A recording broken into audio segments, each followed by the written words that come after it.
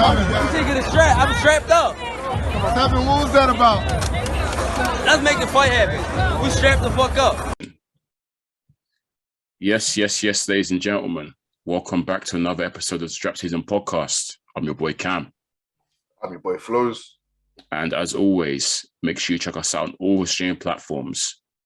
It's Spotify, Apple Podcasts, Google Podcasts is your thing. We're on all of them. Please make sure you hit us up on the Instagram or the Twitter. There's a link in the bio which takes us to all of our links on all these streaming platforms. Oh, and YouTube as well, if you like your visuals. That's SZN Podcast or SZN Pod. All right, boom, 75, bro. I only have one thing to say. We can finally review some fights that are coming up. Because as of next week, well, I mean, this week as well, actually, boxing sort of came back. And I'd like to say that from a boxing calendar perspective, I think it's next week is when the year's starting for the big fights coming in and whatnot. Let's get straight into these reviews, man. Let's get straight into these reviews. I think two sort of biggish fights next week. One's a pay-per-view fight, which shouldn't be a pay-per-view fight. But before I get to that one, let's start with Wagwan over here on these shores. Leon Williams, Chris Eubank Jr. finally going ahead after about 5 cancellations and postponements. It's been a couple. It's been a couple of date changes and whatnot. But yeah, we're finally here. I don't know if it was 5. Right? It could be more, could be less. But you know what I'm saying. Yeah, finally it's him, man. A little bit of a grudge match, isn't it, with this one? Yeah, there's needle. Serious needle between the two. I feel like every Eubank fight there's needle. He's that type of he's that type of guy that sort of riles up his opponents and just he talks smack and he has that air. He has no bridges. That's the thing. He's got that air of arrogance about him. It's almost like he has just an air of superiority over his opponent from the jump. And you're thinking, I don't know if you should have that aura or you should be carrying this demeanor because of what you've done in the past. But he has it, and it's clear from the build up in it that he thinks he's so much levels above Leon Williams. Like he doesn't rate him at all. He doesn't rate him, and Leon Williams being quite the fiery character that he is. Obviously, he's not going to have that. Obviously, he's going to go back at him and say, you're overrated, you're trash, blah blah blah blah. So yeah, the build up has actually been quite entertaining for this one. Do you rate Leon Williams? You find it his work? You do? Yeah, I do. Okay. I don't think he's terrible. He's like an old-fashioned boxer. The skill level isn't the highest. Yeah. But my man comes to fight. He always comes to fight. He's not going to roll over. He'll apply pressure. He'll make it a tough night for you. You calling him the Scott McTominay of boxing, yeah? Scott McTominay. Runs to the earth, gives 100% every night, passion. I get what you mean. I get what you mean. I'll never turn away from a fighter who's like that. He throws punches as well. Like if you can show heart and not throw punches, there's fighters like that. Like what's his name? Your boy, who do you rate? He's definitely your boy because I don't rate man that don't punch. There's a few boxers like that who just show heart, but they're not competitive. They're not live in the fight. He's always live. Yeah, he is. So, he is. I don't mind Liam Williams. I like him, and I think he could win potentially. But we'll get to that. Yeah. Okay. Yeah. I was gonna say, okay. Wow. If you think he can win first, yeah. He can win. He can win. I don't think he will win though. I'll be honest. I favor Eubank on this one. And that's just not me due to rating Eubank. I think it's quite well documented on this pod alone how I sort of feel about Eubank. I think both of us we have the same sentiments about Eubank. I think that's you. You don't like it one bit. I actually don't mind Eubank too much. It's just a lot of hot air with him. He thinks he's better than he is.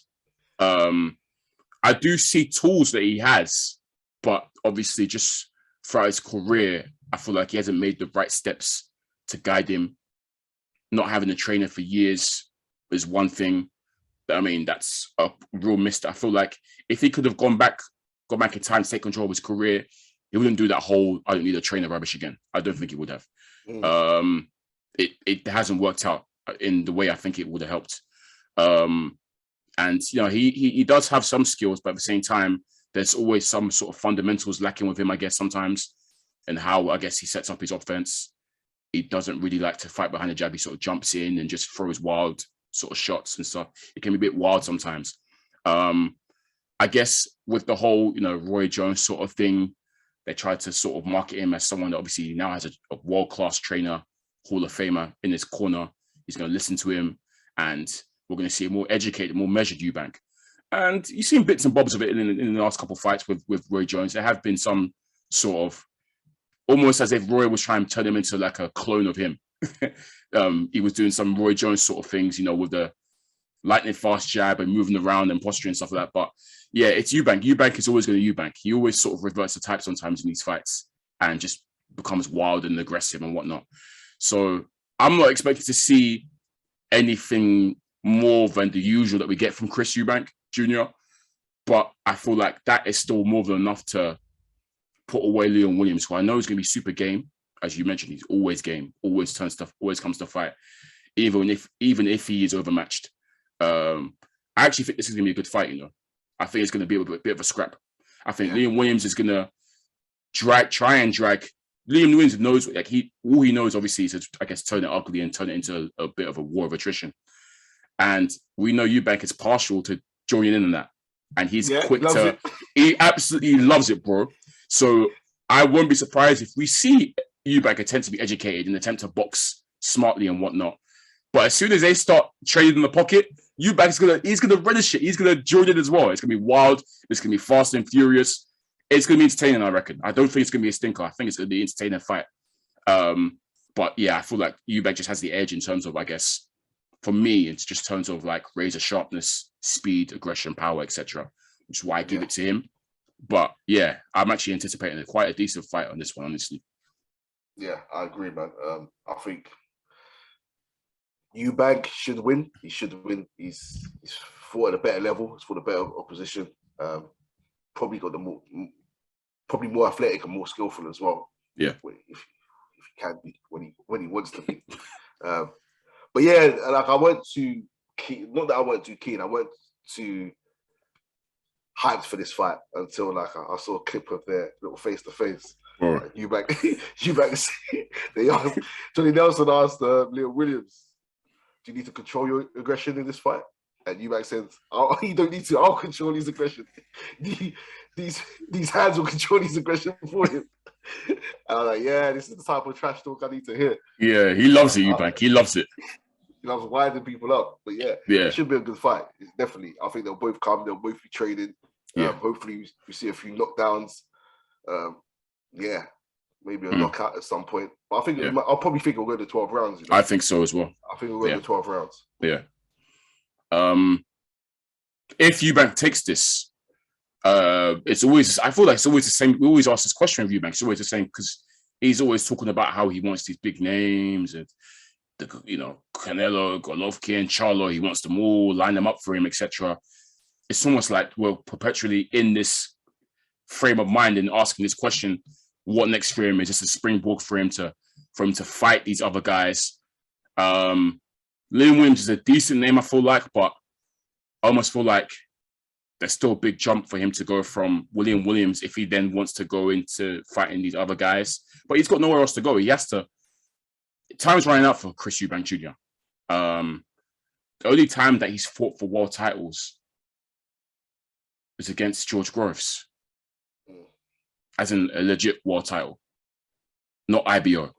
Was that a title fight or was that the Super 6 series? Yeah, but Groves had the belt, didn't he? Oh yeah, yes. Yeah. I don't think it was the Super 6 series actually. I think it was for the belt. Yeah. It was that tournament. It was that. Was it that tournament? Same tournament. Same tournament that Callum Smith then beat. Yeah. Yeah. Okay. Yeah. It was the Super 6. It was, and the title was on the line. That's the only time he's fought for a belt. As in a proper belt, not the IBO that he was parading around. Oh yeah, Remember the IBO? They tried marketing it as a world title because it says IBO world title, and we called him for it.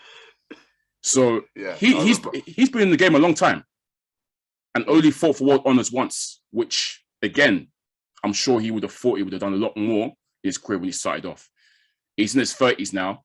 I think he's 32, 33, something. I don't know. I think he's in his 30s, but yeah.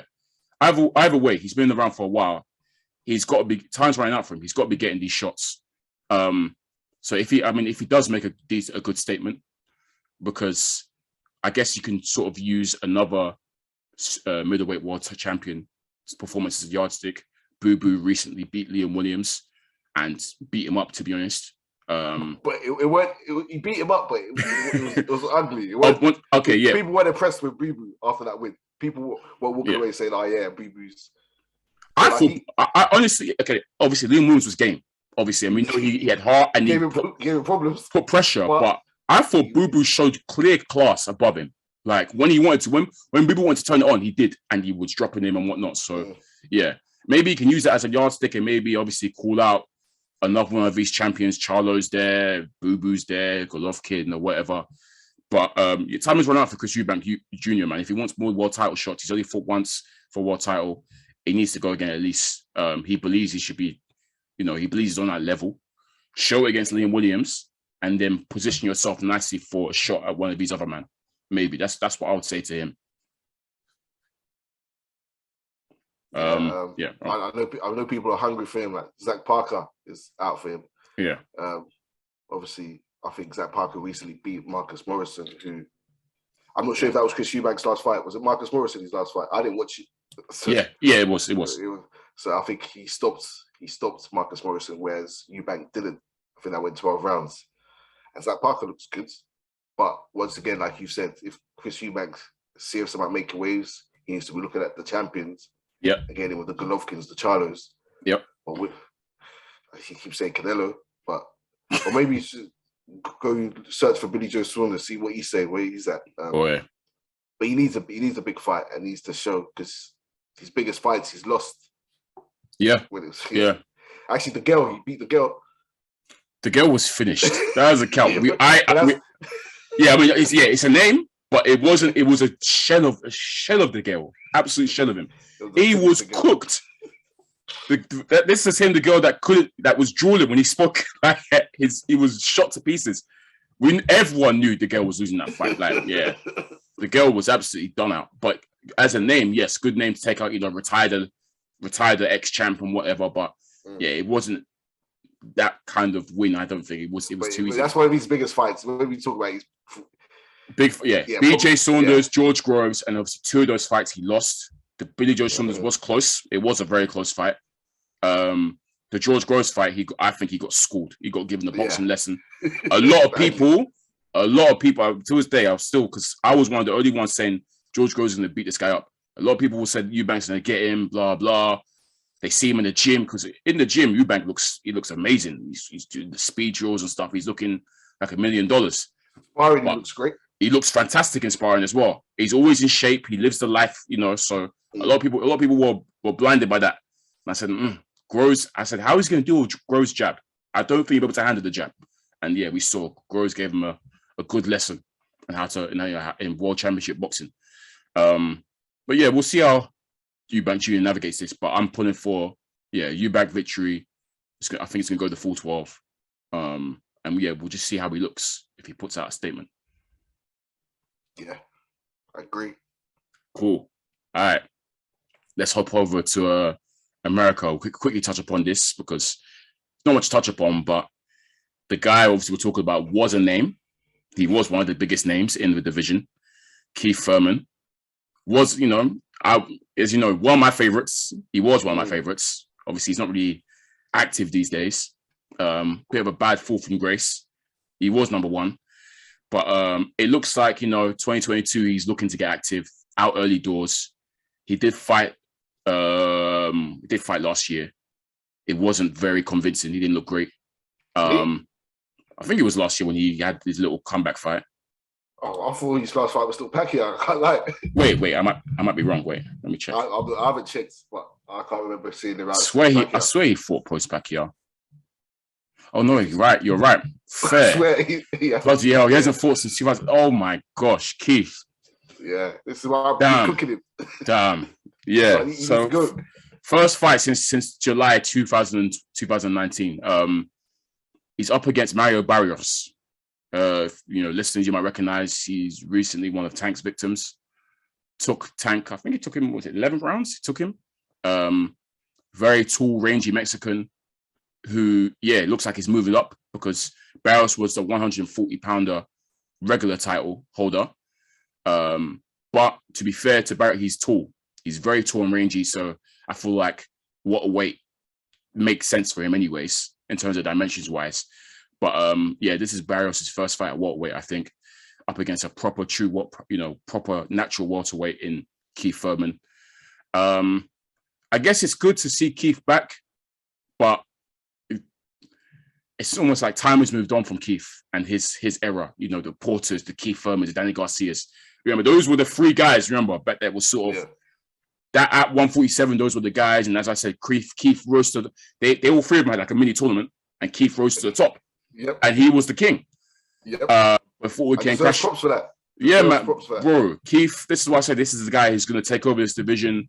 He had 2 of the belts. He looked amazing. Could box in a variety of styles. Back foot, front foot, had power in both hands.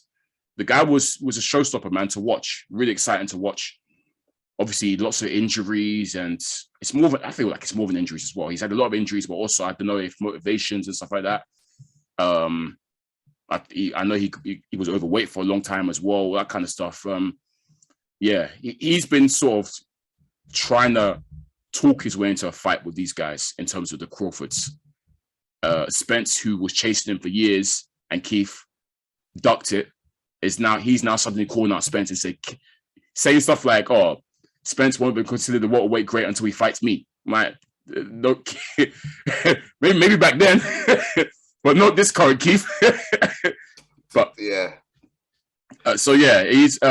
he's almost like a faded star, I guess, in his division. But I'm happy to see him back. I don't feel like Keith Thurman, this current Keith Thurman, at his age and the injuries that he suffered and the inactivity that's happened with him, I don't see him making any more waves, bro. I won't lie. Even if he does beat Barrios and looks good, he doesn't beat Spence, doesn't beat Crawford, he doesn't beat Boots. Like, there's a lot of, like, he's not. Yeah, man. I'm just remembering when he said he doesn't know who Boots is. Yeah, that's what I'm saying. That's part of it, innit? Like, he definitely, you that follows boxing down to a T, you know who Boots is. Let's be real. Yeah, man. I don't see him beating any of these guys. The glory days are behind him, I think, and that's purely because of the injuries he suffered and the inactivity that he suffered as well. Yeah, it is what it is. You don't want to wait to have a good look at him and see what he looks like? He could look good. I mean, he could look good, but I've seen what I think based off the last couple of fights that he's fought. So before the Pacquiao fight, I think he fought. Was it Lopez? No, was it Jose? It might have been. I'll check. It was Jose. Yeah, I'm right. It was Luke. He didn't look great. Yeah, he didn't. Didn't look great. Dropped, right? I know he got hurt. He got hurt, I think. Yeah. Body shot. You know, he's always He's always been very successful for the body. I know he got caught with a body shot that he did not look good. I know he was backpedaling and whatnot. That was a majority decision win.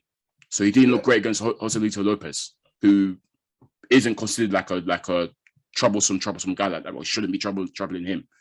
The Pacquiao fight, he actually looked better, even though he got dropped. He did look better against Pacquiao. But again, we're saying he should have been watching Pacquiao.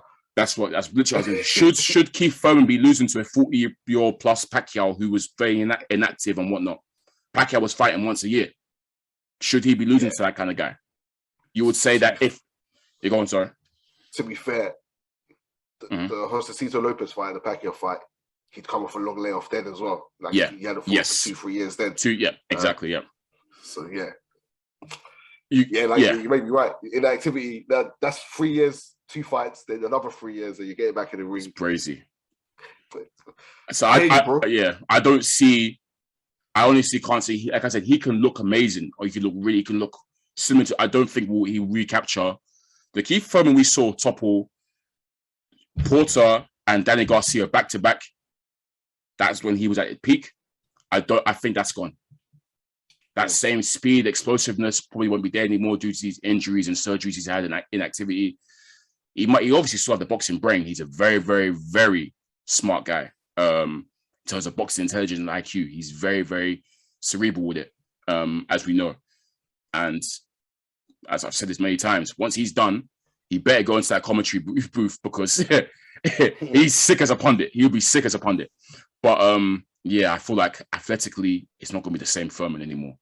And these other guys, they're at the peak of their powers right now. The Crawfords, the Spencers, the Boots, and the Ortizes are up and coming, looking like demons. Yeah, man, I don't see him making many more waves anymore. Maybe he can win this fight and then maybe get into a big fight with these other guys as a nice little cash out for him. Maybe. They will fight him, I feel like. They definitely will fight him. I mean, Spencer's wanting them for so long. Crawford, in fact, they've all called him out for time. Crawford used to call him out as well for ages. So, yeah, they might, won't take pleasure in finally fighting him. But, yeah, I don't see Thurman making major waves anymore. And once again, this is a joke thing that's a pay-per-view fight. $75 is it's costing. Yeah, I agree with everything you said, really. It's a shame because, like we said, we rated Keith Thurman highly. Keith Thurman versus Spence was the one we was looking to see. Before Crawford Spence, yeah. Yeah, before Crawford Spence. At the time, was looking at, 2017, 2016? This is a long time ago. Yeah. And props to all these guys welterweights, because once Mayweather left, they all got in.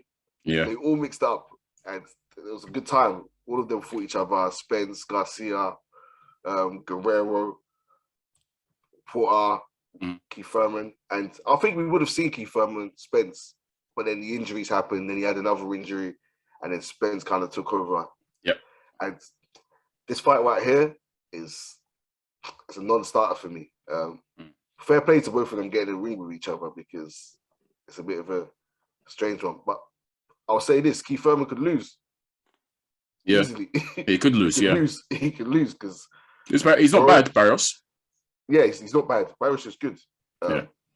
He's a live opponent. Yeah. Thurman could lose. And if he does win, like you say, what next for him? Where does he want to go? What's he realistically going to try and achieve? He's going to try and take over the division because he has to work his way. He has to work around it. Who's going to fight next? I think he's going to look to fight one of the title holders, talk himself into a title fight maybe, or fight a big name, I guess. Not in the aims of cashing out, but to see where he's at, I guess. Obviously, if he does well, he can maybe carry on and whatnot. But if he doesn't do great, at least he's got a nice little... No excuse for one of the champions to fight him. No excuse. Yeah. I don't want to hear that. As soon as Spence and you guys unify, we need an undisputed fight off the back of that immediately. Immediately. When's that fight scheduled for? You guys, Spence? That's been agreed, right? It's been agreed. I don't think we've got a date yet, but it's been agreed in principle, I believe. And then Thurman, what's Crawford waiting around for? Who's he got lined up? It might be Ortiz. Oh yeah, it might be Ortiz Jr. Boots might be. Yeah. Maybe if he wins, he can maybe Crawford can retire him as well. Yeah. Or he might even be trying to pre-win of Khan Brook. I doubt it. I doubt it. In fact, there's a rematch clause in that apparently. So yeah. Oh, rough. I just don't know what Thurman's trying to achieve. Maybe Brunner. Maybe call that Brunner. If he's looking for money grabs, whatever. Yeah. But let's not judge him too early. Let's see how he looks. He might look brilliant. Yeah. He might look brilliant. I like having him around boxing. Like I said, he's someone. Even if outside the ring, he's a very good talker. He gives very entertaining interviews, great breakdowns and stuff. I still want him around boxing, but I just feel like his aspirations at 147 now, too much time has passed, man. Too much lost time has happened, man. He can't make up for it either. It's peak. I want the Young Bucks to get him out of there. And this is like a mercy killing. I remember you did say you want these all like his generation to go. They all got to go. They all got to go. And not like we're tired. Yeah. The Young Bucks need to get him out of there. Yeah. The Boots, Virgil Ortiz, start smoking these guys. Start shouting their name. Thurman, come see me. Thurman's never going to go and see. He knows he's on borrowed time. He's never going to want to go see them, man. You saw what Porter done? Porter said, "Nah, I'm out of here." I'll call it a date. Yeah. Too much pride, man. Too much pride. We'll go see the Young Bucks. Yeah. Like Ben. Where's Conor Ben? Conor Ben, start saying Keith Thurman's name. Yeah, he should, He should, yeah. If you call that Porter, call that Thurman. I want to see something. if all you young bucks are about it, start saying these guys' names, and get them out of the sport, and then go for the champions. Get them all out of there. I hear you. Still, I hear you. Young. What do you always say in America? Young, strong lion. Yeah, go take over. It's as we mentioned, the card it's ridiculous that it's a pay-per-view, but they do have Leo Santa Cruz on the card. And also obviously, as we mentioned, Joselito Lopez as well is also on the card. So they've tried to stack it a little bit, but I still feel like this is ridiculous that this is going to be on Fox pay-per-view or whatever, Showtime pay-per-view. I don't know which one it is, but they're trying to get their money. I'll be interested to see actually how much it brings pay-per-view wise. Thurman was kind of a draw, I guess, when he was hitting his pomp, but like I said, it's been a long time. It's been a long, long time since he's been the main guy, you get me, in the division. So I'll be intrigued to see what it does pay-per-view wise. But good luck to both fighters, man. Good luck to both fighters.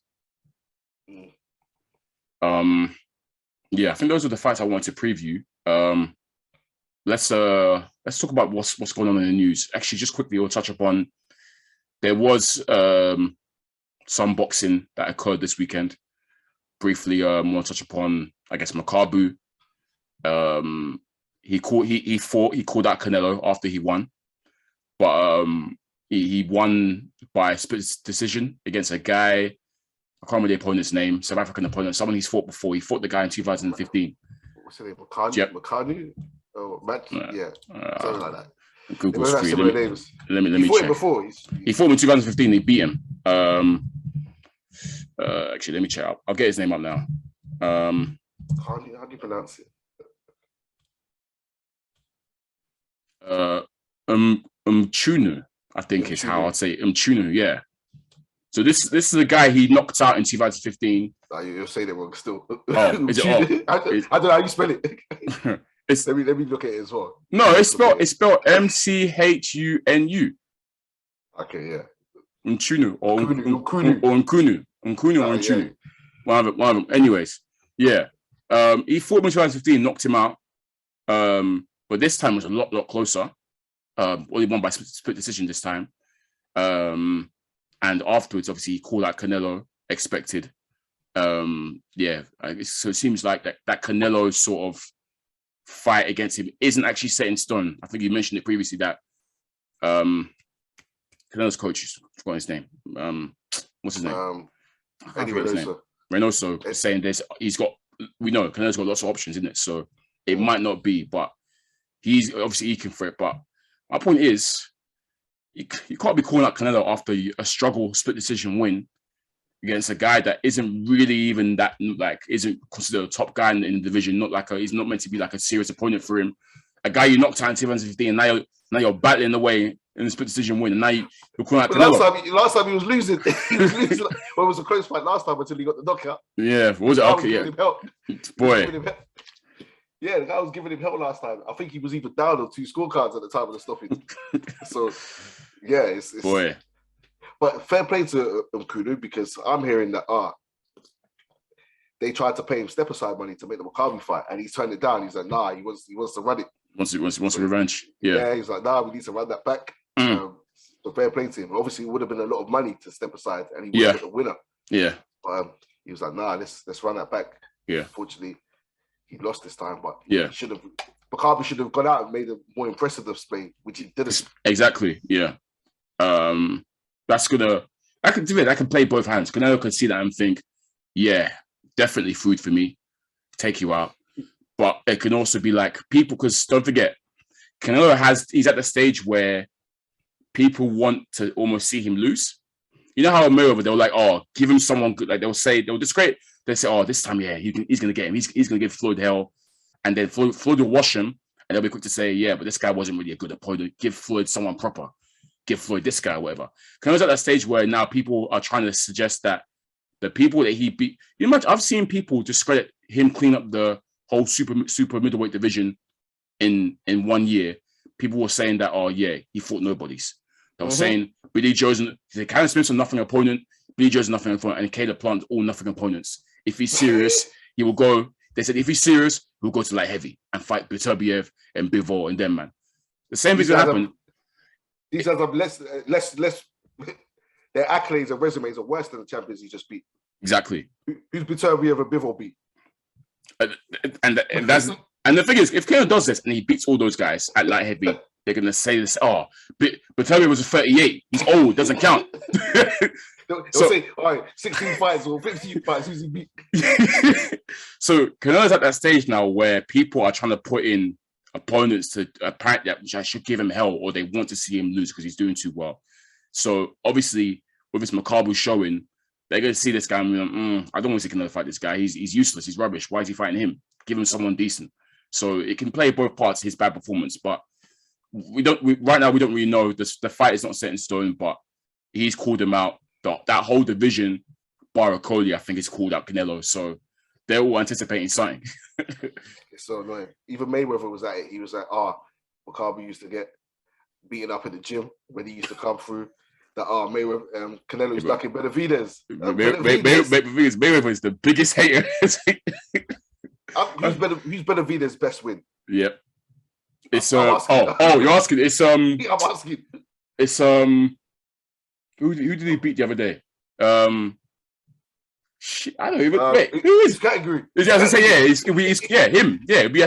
And we've seen him be beat up. Exactly. We've seen his category touch canvas and be beat up before. So how can he be? All these guys just want freebies. Go earn your shot. Yeah, Golovkin, I can't even lie. Even though he fought a lot of the soup cans, he earned the shot. These guys are just thinking, 1-2 fights. Canelo, come see me. You don't work like that. You got to either hold something. Benavidez don't even have a belt. Yeah. Charlo, who's Charlo's best win? Mal. Who's his best win? Mal's best win would be Derevchenko. Or J-Rock, maybe. J-Rock. J-Rock or Derevchenko. Those, okay. At the time, J-Rock was undefeated as well. And they need to be seeing each other. We're asking all these guys, who's your best win? See each other. Yeah. And then see Canelo. Yeah. It's winding me up. Like, you're picking people from 5-6 divisions saying, this is who you should fight. I said ducking Benavidez, you know. Listen, Beterbiev beating no one, but great fighter. Bivol beating no one really. Craig Richards maybe his best win. Or who did he fight recently? Bivol. Can't even remember. But none of these guys have fought each other really and truly when it could have been fighting. Beterbiev's best win would be Callum Johnson, maybe. No, Kowalski. Unbeaten. Yes. He was very good, to be fair. He was that's the caliber. That's what we're talking about, though, Flowz. Kowalski was undefeated, technician as well, gold. I'm sure amateur medalist and whatnot. Yeah. Highly decorated. That's the levels we're talking about. Knows him. Yeah, he wasn't well known. What I'm saying is, all these people that you're listing that he should be fighting each other. Bivol, Beterbiev fight each other. Boom. Yeah. Win against Canelo. Yeah.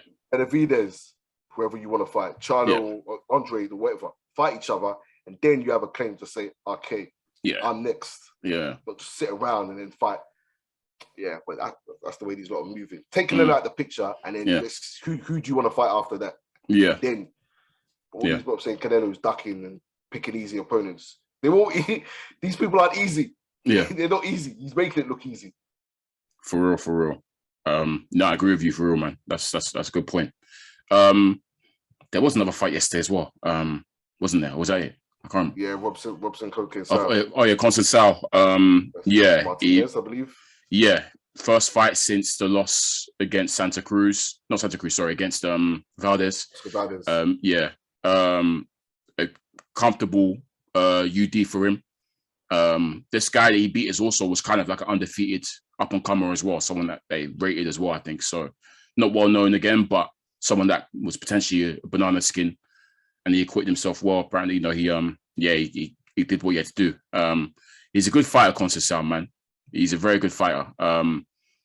He was saying post interview, he was just super motivated for this one. Obviously, he feels like he should be champion already. And he's trying to come back with a vengeance, you get me, to get what he deserves. So he was proper motivated for this, and which is good because after such a tough loss against a champion in Valdez, and especially in a fight where obviously you felt you'd won, and obviously the dramatics behind it in terms of the whole testing, etc., that can really dishearten some fighters. So it's good that his mentality is, all right, cool, I've just got to grind harder, I've got to go harder to sort of get my respect. So I like that about him. I'll be intrigued to see, when he does get his next shot, if he does get another shot to see what happens. Maybe not so much with Valdez or just another shot in the division, but I'm sure he wants Valdez the most. He wants that rematch ASAP, and Team Fight, they ain't gonna give him that. they ain't gonna give him that. They're not gonna give him that at all. No problems coming up. Yeah, absolutely. Before actually that sort of alludes to something we're going to touch upon, but actually, let's discuss this heavyweight news. Some good news in the heavyweight ranks. Obviously, yeah, I'm sure by now listeners you would have heard. Obviously, the whole Dillian Whyte Tyson Fury situation. It looks like it's on. Tyson Fury first tweeted about it, so it's on. To tweeted the promotional flyer. It's always, at first I was just like, Tyson Fury says a lot normally. He's tweeted a lot before, so I got to take what he says at face value. But then obviously following on, we're seeing BT, Top Rank, all them not talk about it and post it. So it's telling me that it is official. It's going down. Tyson Fury, Dillian Whyte's happening.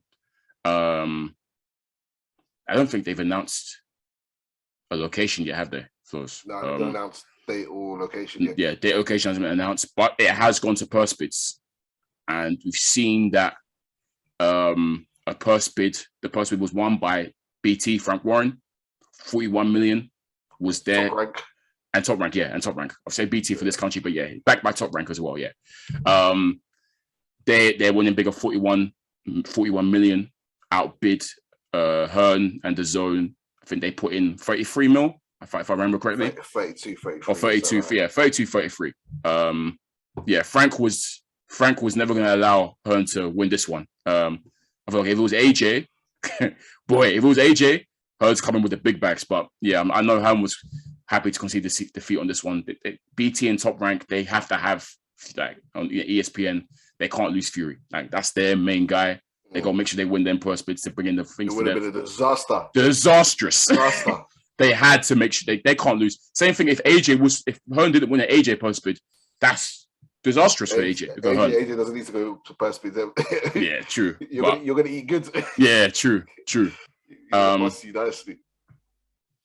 had a few people actually messaging me, sort of like trying to explain what the purse bid situation is. So I feel like we should give, I guess, the listeners what are purse bids and why it happens. So essentially, in a nutshell, jumping as well, Flowz.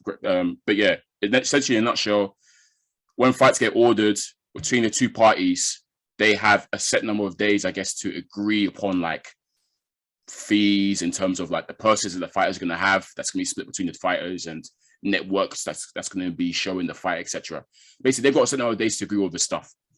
And if they don't agree by this time, say it's 60 days, they've got 60 days to agree upon everything in terms of what we're going to pay the fighters and whatnot. Then it goes to purse bids.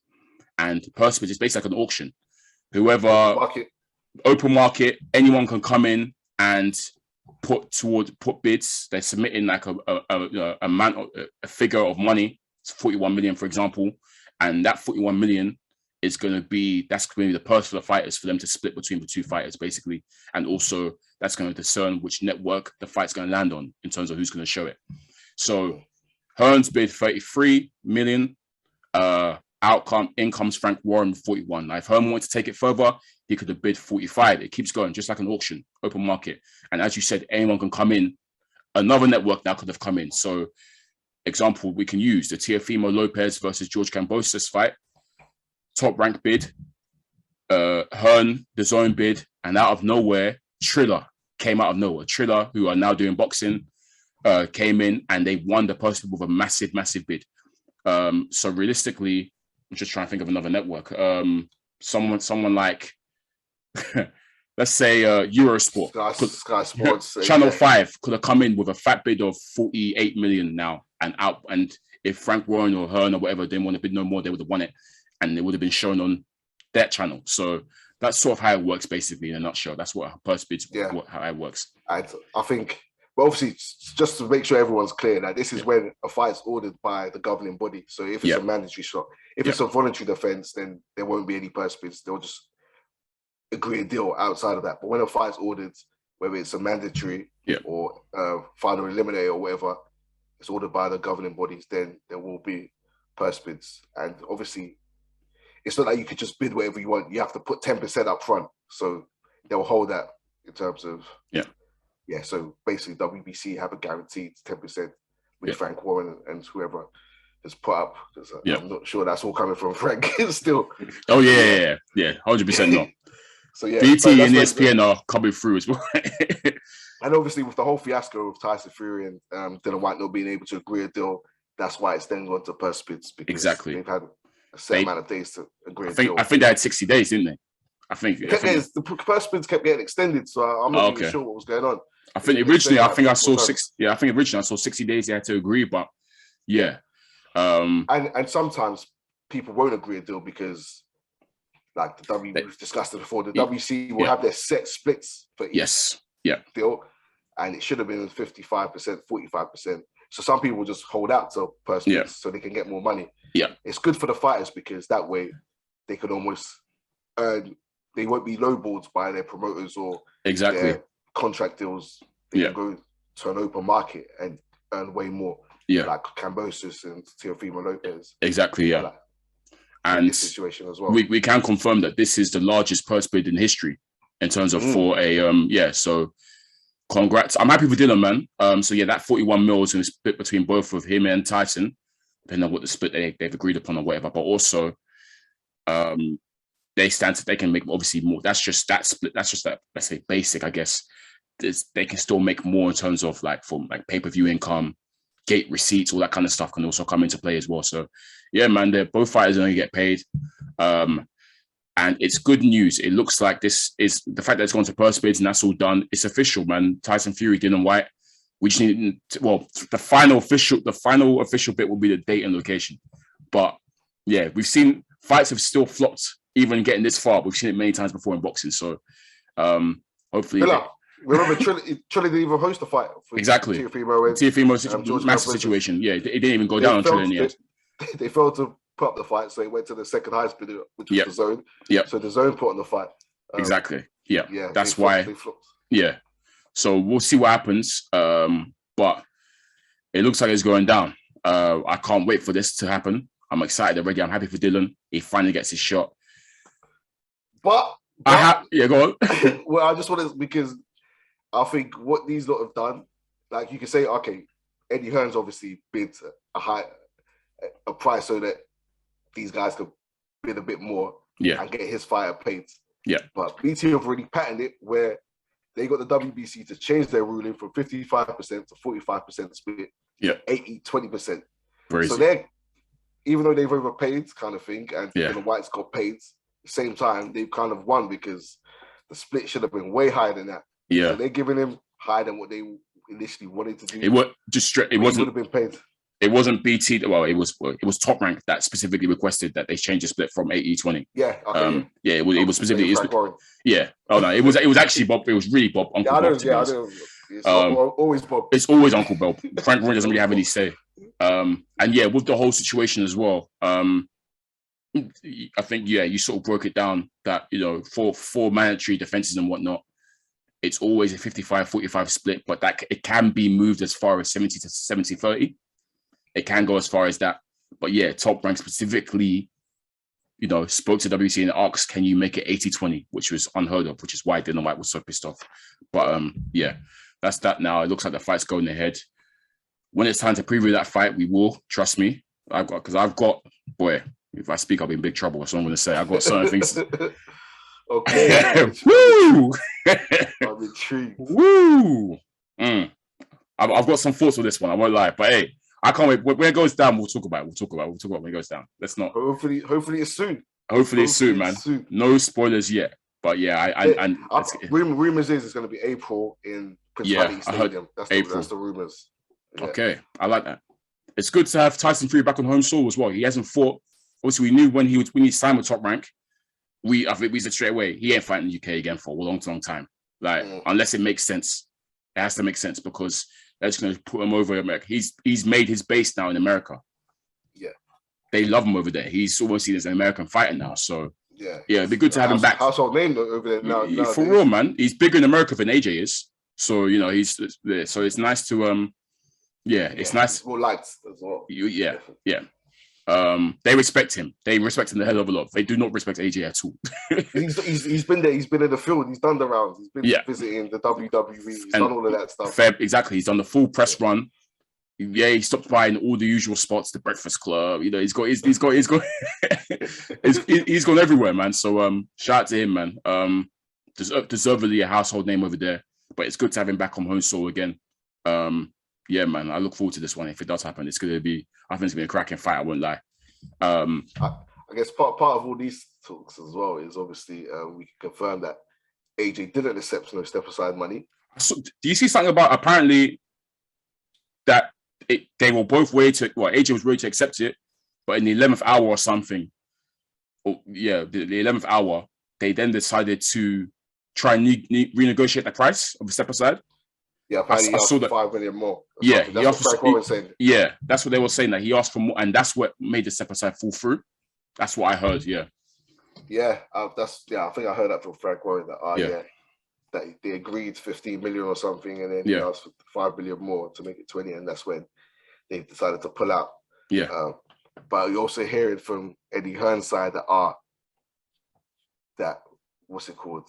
Tyson Fury was asking for step aside, but they didn't want to fight Usyk next. He wanted a warm-up fight before fighting Usyk. Right. That was part of the reason why it fell through as well. Because right. If you want to fight Usyk, then fight Usyk, not hold everything up by having a tune-up fight and whatnot. And that was backed by Usyk's manager as well, saying that, we had the whole agreement plans, but you didn't want to take it. That your whole team were happy with it, apart from you. So a lot of politics, a lot of back and forths, but at least we have a fight. I mean, we have 2 fights guaranteed. As I say, the obvious repercussions is, AJ Usyk now, there's no blockers, no barriers. They can get that, they can get that done now.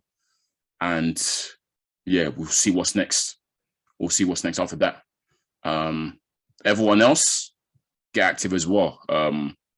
Deontay, if you're sticking around, fight someone in the American, fight Andrew Ruiz or something. Andrew Ruiz, I don't know, all these other guys, they could fight each other whilst these main 4 sort themselves out. Everyone else should, also, start moving and shaking to position themselves as someone that's next up. But yeah, cool. Because I'm happy with this news anyway, because the heavyweight division has been jarring me for too long now. Definitely the most political, just jarring division out there right now, man. It's so long. As I said before, I don't care about no undisputed no more, bro. I just want to see some scraps. Just scrap. Royal Rumble thing, everyone scrap. That's all I want to see now. So, let's move on to, I guess, our last sort of topic, I think. Which regarding, we spoke about Uncle Bob already. There's been some controversy, hasn't there, recently over Uncle Bob and certain comments that he's made. I wouldn't even say controversy. Not controversy, but there's been talks about what he said, I guess. There's a bit of a debate going on. Yeah, Flowz, introduce the debate. Like, talk us through it. Okay, yeah. So the news is being Katie Taylor and Amanda Serrano has been confirmed. Matchroom and obviously Jake Paul's management sides, in terms of Amanda Serrano, have agreed the deal and the date. That's April 30th. And we previously talked on this pod before that. Oscar Valdez versus Shakur Stevenson is close to being done on that same date. Yeah. And so given the situation, obviously when 2 fights are going on the same date, there's always the debate which fight's the bigger fight or whatnot. Yeah. Eddie Hearn has been bullish, saying Katie Taylor versus Amanda Serrano is bigger than Oscar Valdez and Shakur Stevenson. Yeah. And Shakur Stevenson has been bullish as well, saying, nah, ours is the bigger fight. And Bob Arum has come out and said, no one really cares about women's boxing. It's not interested. I don't want to paraphrase him too harshly, but that was the gist of what he was saying. He was like, no offense to women's boxing, but the numbers, ESPN aren't interested in it. And it's like comparing the Premier League to women's football. He said, Shakur Stevenson, Oscar Valdez is the bigger fight, and that fight doesn't gather as much interest as his fighter's fight. So, obviously, Jake Paul replied and said, Bob Arum's a dinosaur. One will not get their face shake in boxing because of people like him. And a lot of people in the boxing world have shared their 2 cents on it as well. So Obviously, I wanted us to discuss what we think is the bigger fight, what we think about Bob Arum's comments, and all that.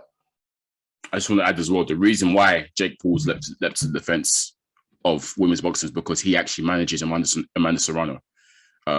That's why he's jumped in. If anyone sort of think, oh, why is he talking up again? Jake Paul, he's Amanda Serrano's manager, and he's been doing very right by her, to be honest. I've got to commend what he's doing with her. He's doing a great job with her. So, man. I think we tweeted saying, say what you want about Jake Paul, but what he's doing for Amanda Serrano, like you can see how thankful and grateful she is to him. Yeah, she always picks him up. Yeah, always picks him up. He's made her a lot of money recently. She's always on these undercards in these big fights. And he always has women on these undercards. So he's a big advocate for women's boxing. So you got to commend him for that. He's giving back to the sport. Yeah. So 100. Damn. Yeah, bro. I've already said before, Jake Paul's actually what he's doing for boxing is actually very likable. You love him or hate him. He does, I think, care about the sport and wants fighters to be paid and wants them to do well. But back to this, I guess, debate in terms of what is the bigger fight. What do you think?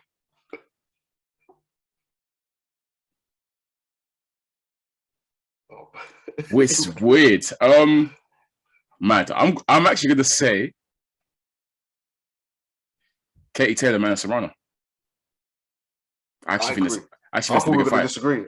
I actually think it's the bigger fight. That's why I was like, mad. I'm actually going to go for I do think it's a bigger fight. Because this has been hyped up for a long time. I think I mentioned it recently on another episode. This fight has been in the works for 3+ years. More than for that, in fact. They're both at the pinnacle.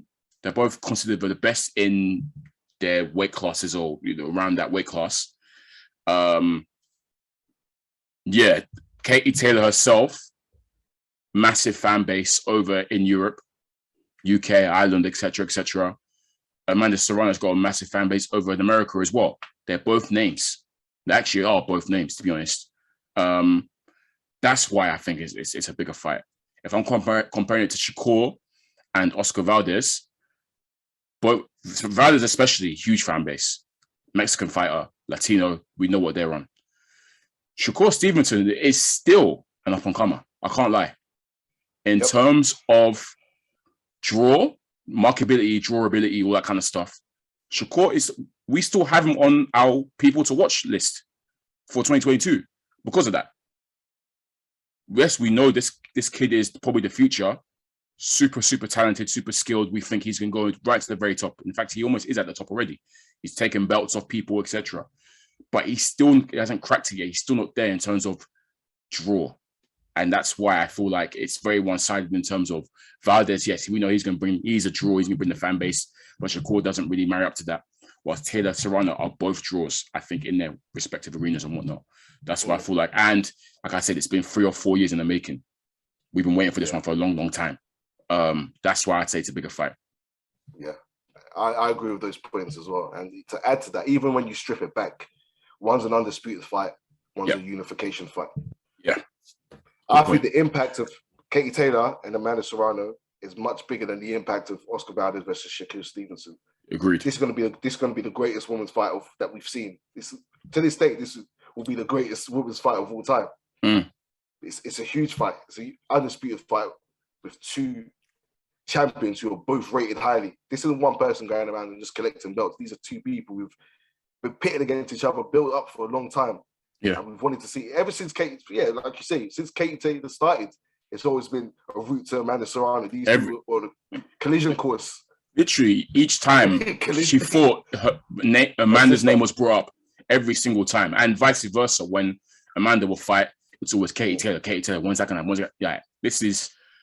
Yeah, they've made this route for them for time now. So, yeah. And when you think about it, we were surprised to hear that Shakur Stevenson and Oscar Valdez were fighting. We said it's out of the blue. Like, where's this come from? Like, and like you say, maybe the fight with Shakur Stevenson and Oscar Valdez, maybe it's a better fight. Maybe you could say that. More skilled.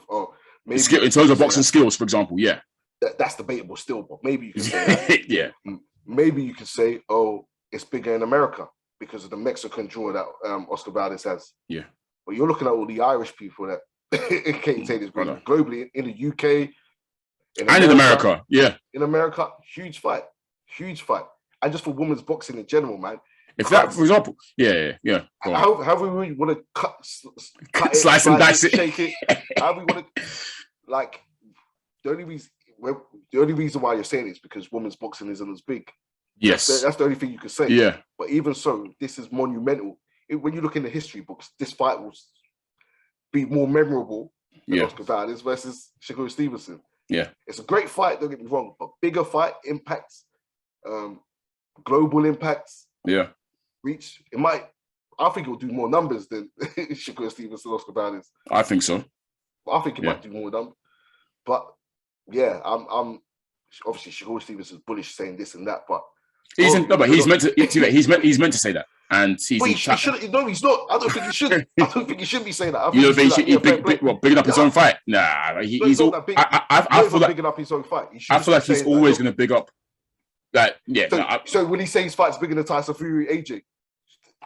No, he wouldn't. Yeah, he wouldn't. Not. Yeah, he wouldn't. Your fight isn't bigger. Your fight's a good fight. No one's saying it's a small fight.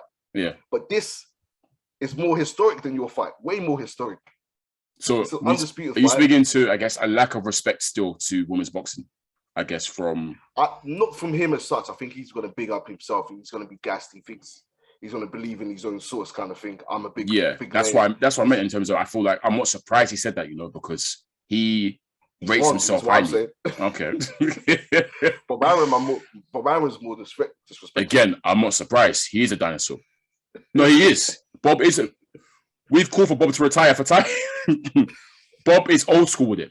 And let's be honest, he's stubborn as well. Stubborn old school mentality who always, and there's a lot of people called out Bob for his, I guess, stubborn old school ways. The guy's 90-year-old. He's been doing this.